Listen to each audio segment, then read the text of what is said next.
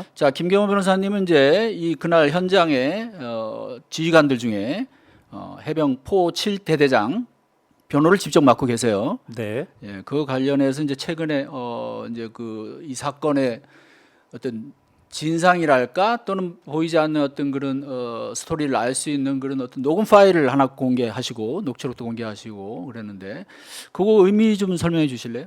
일단 그 녹음 파일의 경위와 내용을 간단하게 말씀을 드리면 2023년 7월 18일 최초 포병 여단은 임 전 사단장의 단편 명령상으로는 호우 피해 복구 작전이었는데 당일 실종자 수색 작전으로 변경된 네. 그 당일 그때도 그 지역에는 호우 경보가 발효돼 있었고요.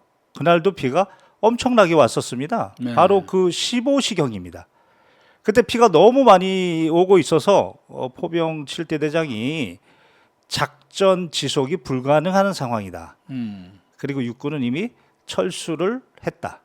이런 거를 이제 현장 통제본부장인 7여단장에게 건의를 한 거죠. 그런데 통화간에 7여단장이 임 전 사단장께서 몇 번이나 건의했는데 지속하라. 네. 그리고 실제 포병 7대대장이 7여단장과 통화하기 이전에 그 참모하고 소령인 참모하고 통화했을 때는 옆에 사단장께서 말씀하셨는데 정상적으로 계속하라 이런 명령을 내리셨다.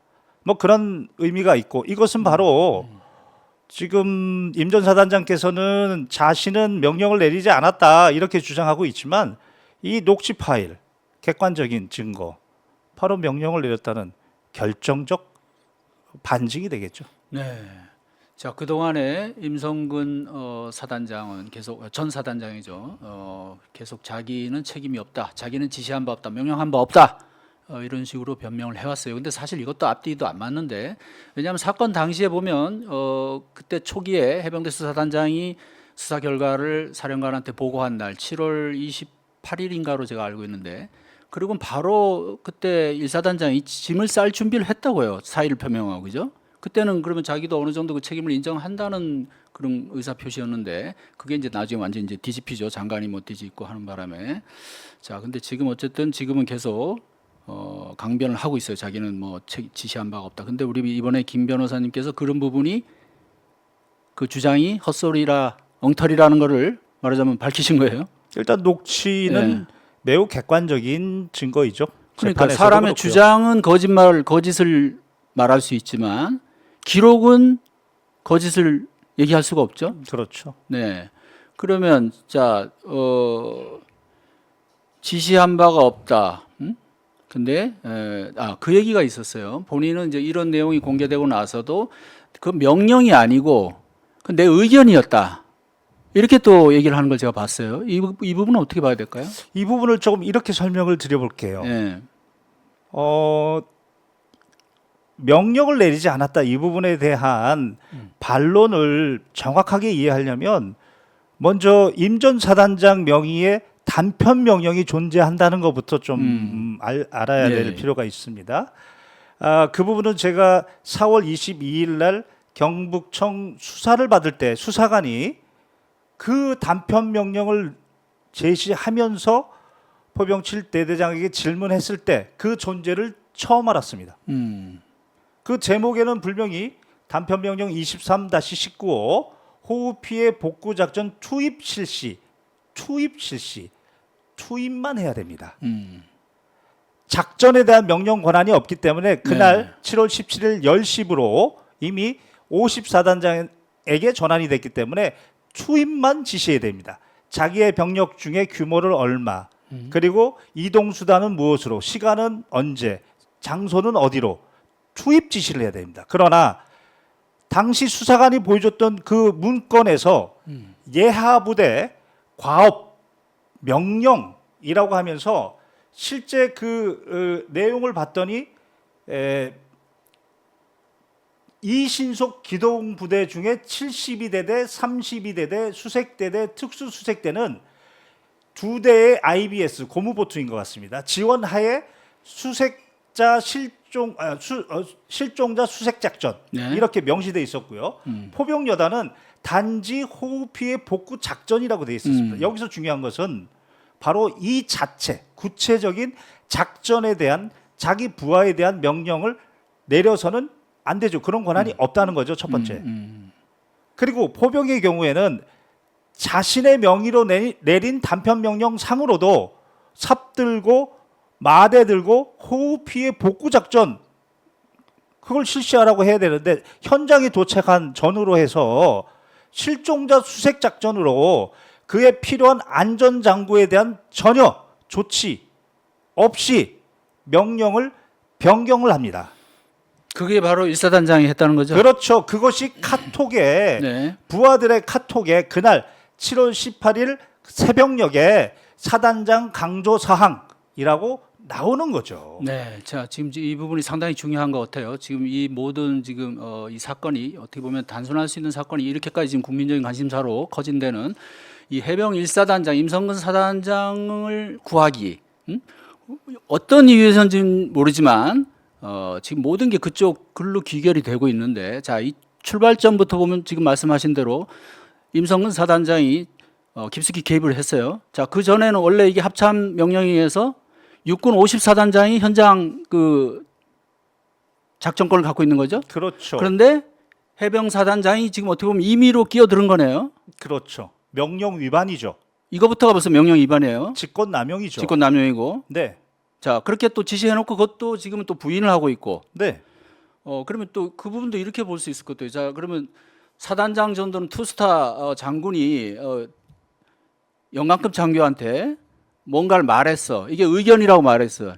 그러면 밑에 그 받아들인 사람이 이게 그냥 나하고 토크하는구나 이렇게 받아들이나요? 아니면 명령으로 받아들일까요?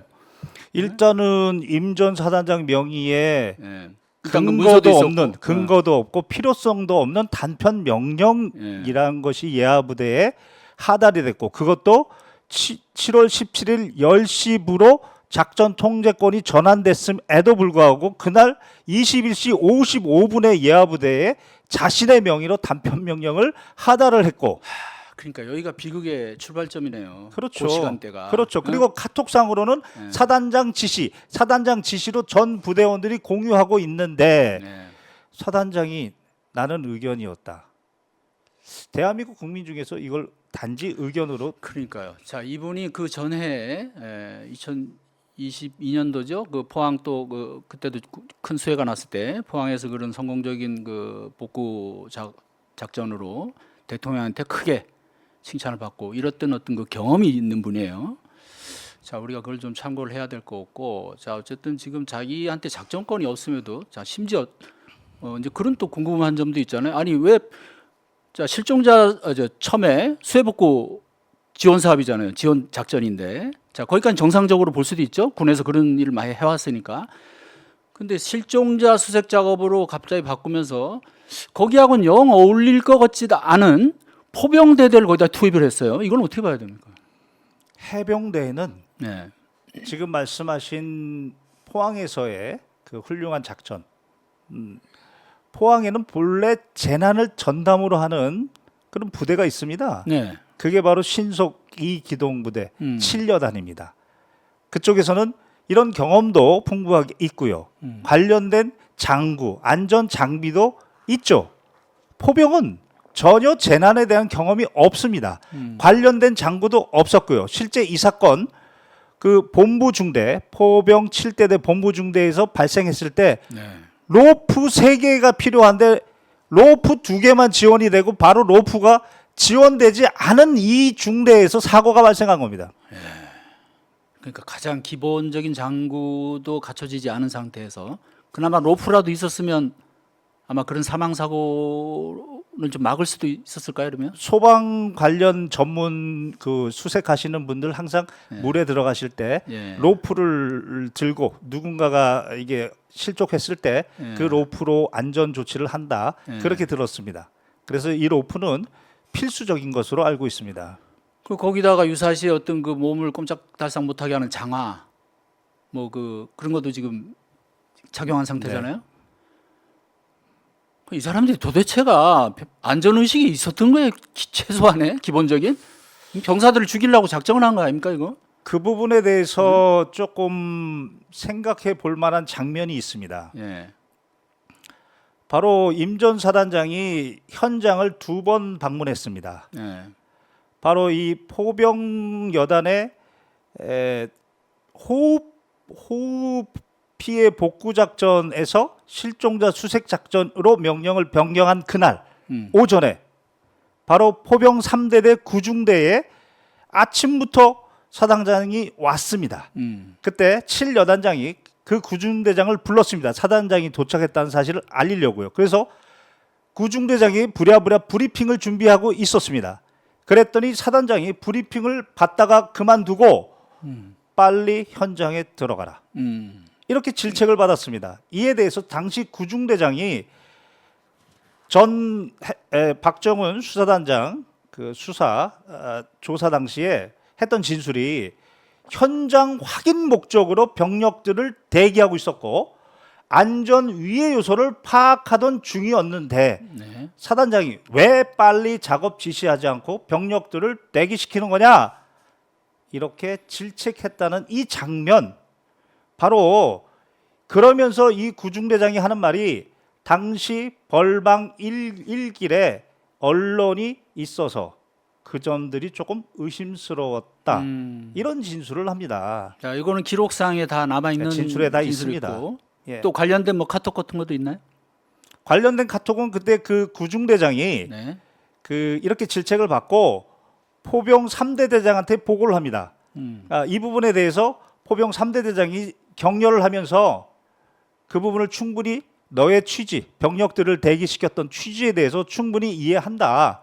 안정성 평가 및 실시를 위해서 대기시켰는데 그 지역은 작전 지역도 아니고 지형도 모르고 위험성도 전혀 모르고 갑자기 아침에 작전도 변경됐고 그래서 대기시키고 있었는데 그에 대해서 왜 빨리 안 들어가느냐 사단장의 지책을 받은 것 그 부분을 내가 이해한다 하면서 너의 지휘관은 나다. 네.